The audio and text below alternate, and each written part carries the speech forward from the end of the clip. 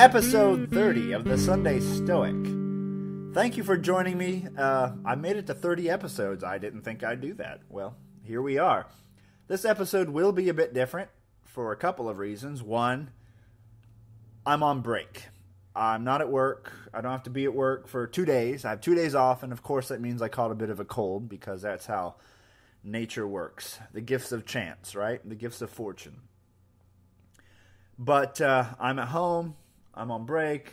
I don't feel like being in front of this computer for long, so I might go for a walk and record a little bit.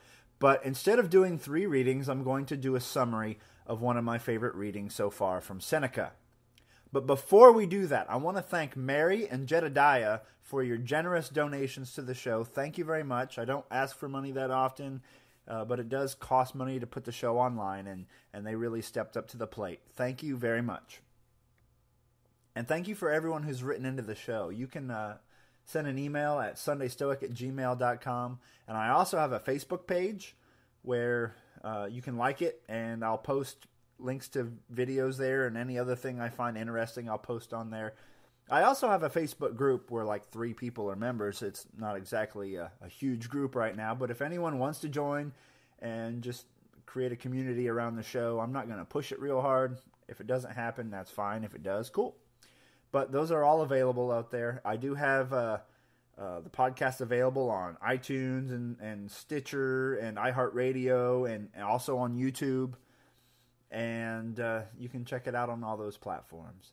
But if you get a chance to leave a review here or there, the more reviews, the more people can find the show. That would be great. So today's reading is actually, like I said, a summary of a reading. Will be from Moral Letters to Lucilius, the letter titled On Philosophy, the Guide of Life. A happy life is reached when our study of wisdom is finally complete. But life is endurable even when the study has just begun. But to be effective, we must reflect on our studies daily. Make a habit of it. Stick to a simple resolution rather than making more and more noble ones. You must persevere and build your strength until it becomes habit. Have high hopes, but don't trust in yourself fully. Constantly examine yourself. Is it philosophy or only life itself that you have made progress in? Philosophy is not a life hack. It's a way of life. It orders our life and guides the helm, helping to guide us, whether it be God, fate, or chance in charge. If you live according to nature, you will never be poor. If you live according to opinion, you will never be rich. That is a quote by Epicurus. Epicurus, not a Stoic, but he had some kernels of truth in his teachings. So we all own truth when we find it, no matter what school it comes from. We know that nature's wants are easy to fulfill. Bread, water, shelter over our head. But opinion's wants are endless. Riches, fame, fortune. And having makes us thirsty for even more. Nature's desires are limited. Those based on false opinion have no stopping point. If you are traveling on the road, there is an end in sight. But if you are wandering lost, the paths are endless. If the end goal is always more distant, no matter how far you advance towards it, you can assume that the goal is contrary to nature. So I'm coming to you from my porch. It's sunny. It's about 80. The leaves are starting to change color. I got my dog lying in the yard right in front of me. I'm looking out at my pond in my front yard. It's pretty sweet right now. It's a lot better than my office. And I had an email from Sarah who said that she really liked it when I recorded a past episode where you could hear birds in the background and things. Now with this microphone you may not hear the birds. I'm not sure. We'll find out. But there are some singing and the wind is blowing, so if you're an audiophile and you hate the sounds of background noise, I apologize, but let's live according to nature a little bit today. And by the way, I got an email from 2 different Sarahs back to back, and I just wanted to say how great it is to hear from so many female Stoics out there, followers of the philosophy. If you Google Stoicism, you usually come up with a picture of a dude, and it's awesome to see that well over half of my emails come from female listeners. So if any of you want to record a little bit, giving your perspective on Stoicism, want to participate in the show in any way, please just shoot me an email. We can change up the format on the episodes here and then, now and again, and it's great to hear from everybody. Thank you very much for writing in. So today's reading on the Philosophy, the Guide of Life. Seneca is basically saying philosophy should be our pilot in our ship of life. It should have the steering wheel. He starts off by reminding us that a happy life is reached when our study of wisdom is complete, which is basically never going to happen. So basically, the purely happy person is the Stoic sage, which is sort of an impossible goal, the goal we're always striving towards but always falling short of. But he says, life is endurable even when the study of philosophy has just begun.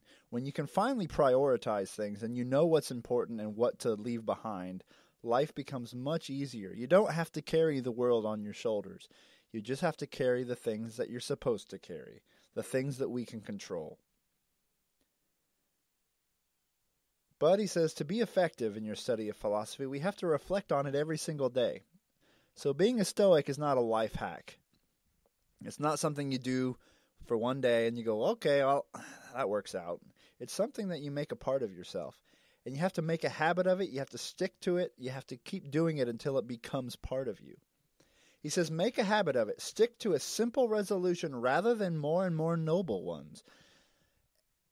As I've been embarking on sort of a series of self-improvement projects, which sort of ended in, not ended, I'm far from being done in trying to improve myself, but I sort of put it all together when I found Stoicism as a way to take all these ideas I had and found them under one tent, basically, this idea of a life philosophy. But you watch videos, TED Talks. If you don't know about TED Talks, TED Talks, Talks, check them out. There's a lot of great ones on there about self-improvement and things, and you hear from Buddhists and philosophers and teachers and researchers and everything else. But one thing you learn is, hey, to be happy, you have to focus on now. You have to be happy now, not base it on a future achievement. And also, you have to work on improving yourself a little bit at a time. Don't try to just change everything at once. You can't wake up and say, all right, today I will only value the things that are in my power, and I will lose 10 pounds, and I will become an expert at trigonometry, and I'm going to run 10 miles. But I've never run before, but hey, it'll be fine. You can't do that all at once. You have to take baby steps. So he says, make a habit of it. Stick to a simple resolution rather than more and more noble ones. And I have been terrible at that through my whole life. I do that. Like, think of New Year's resolutions. It's never, okay, I am going to learn to speak German, or I am going to lose 5 pounds, or I'm going to eat 1 vegetarian meal a day. No, it's never that easy. It's everything at once. I am going to become more healthy, go to the gym I'm going to go to the gym 12 days a week. I am going to lose 185 pounds so that I weigh negative 5 pounds when I'm done, and I'm going to learn to speak German, Swahili, and Chinese. You just pile all this stuff on and you don't achieve any of it. Make simple goals. Say, I'm going to practice premeditatio malorum every day for 30 days. And that is your only new goal. You're going to reflect on that. You're going to reflect on how grateful you are for things in your life every day for 30 days. And maybe then, by the end of that 30 days, it will be part of you. It'll be a habit. Then add another bit of Stoic practice to it. Maybe you'll reflect on your place in the world, or you'll get up every morning and a pre-dawn walk to watch the sunrise, to think about your role in the universe and how important you really are, or unimportant you really are, as it may be. But you must work on these little habits until they're part of you, until they are part of yourself. And he says, don't trust in yourself fully. I know better than to think that I'm going to fully succeed without tripping up. And I also know that having a community, heck, having this podcast is help me to stay a little bit more on track than I would be otherwise. A while back, I said I was going to try to lose weight. Well, I've dropped 10 pounds since then. I'm not to where I want to be yet, but I have improved. You can do the same thing.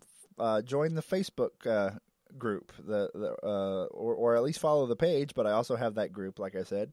You can, or join another Stoic group. Heck, follow the Stoic Metal podcast, or go to the Stoic Philosophy group and make a community effort. Remember, the Stoics didn't practice in isolation. They had schools.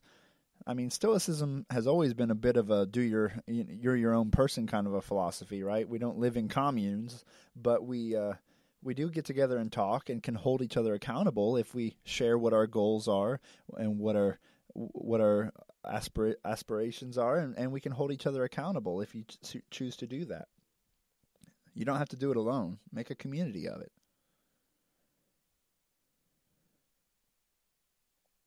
So don't put your trust in yourself fully. Know that you will fail, but don't beat yourself up too much when you do.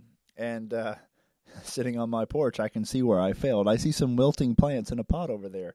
Plants that I said I was going to take care of. Oops. Okay, I better do that after I hit stop on the recorder. Examine yourself. Have you made progress in life or actually in philosophy? So, I got more money. Or did you get more money? Did you make more? Did you pursue things that you really shouldn't be pursuing? Or did you actually make progress in Stoic philosophy? So he says that philosophy guides our helm. So maybe you have religion to help guide your helm. Maybe you're Muslim or Christian or Jewish or a form of religious Buddhism or whatever it may be. But Stoicism can complement any of those things. Or if you're not religious, you're agnostic or atheist, Stoicism can be the guiding philosophy that propels you forward and gives you a way to put things in perspective. So he says it guides our helm, whether it be God, fate, or chance in charge. Whatever your viewpoint is, Stoicism can be one of the puzzle pieces in terms of how you live your life. It can make life a lot easier. If you have a philosophy that helps you to understand what's important, it's easier to say yes or no to things without beating yourself up about it. And then he quotes Epicurus. If you live according to nature, you'll never be poor. If you live according to opinion, you will never be rich. I see a lot of celebrities, and I don't understand being a celebrity very well. I mean, we all try to be well known in our own way. I have a podcast. Heck, I'm like the third or fourth most listened to Stoic podcast out there, and there's only 3 or 4 of them, right? I'm not immensely popular. There are other podcasters who have a lot more listeners than I do. If that's going to be my goal, to get more listeners and more listeners, I'll never be happy.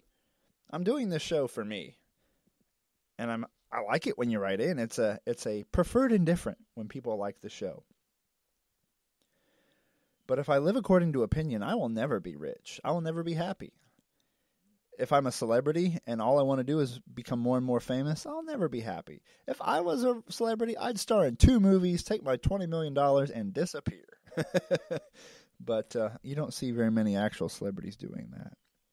But nature's wants are easy to fulfill, opinions wants are endless. So tying back into that, if you're constantly craving the opinion of others or riches, you'll never be happy. But if all you want is a little mac and cheese and a glass of water and a roof over your head, you can achieve that without a whole lot of effort.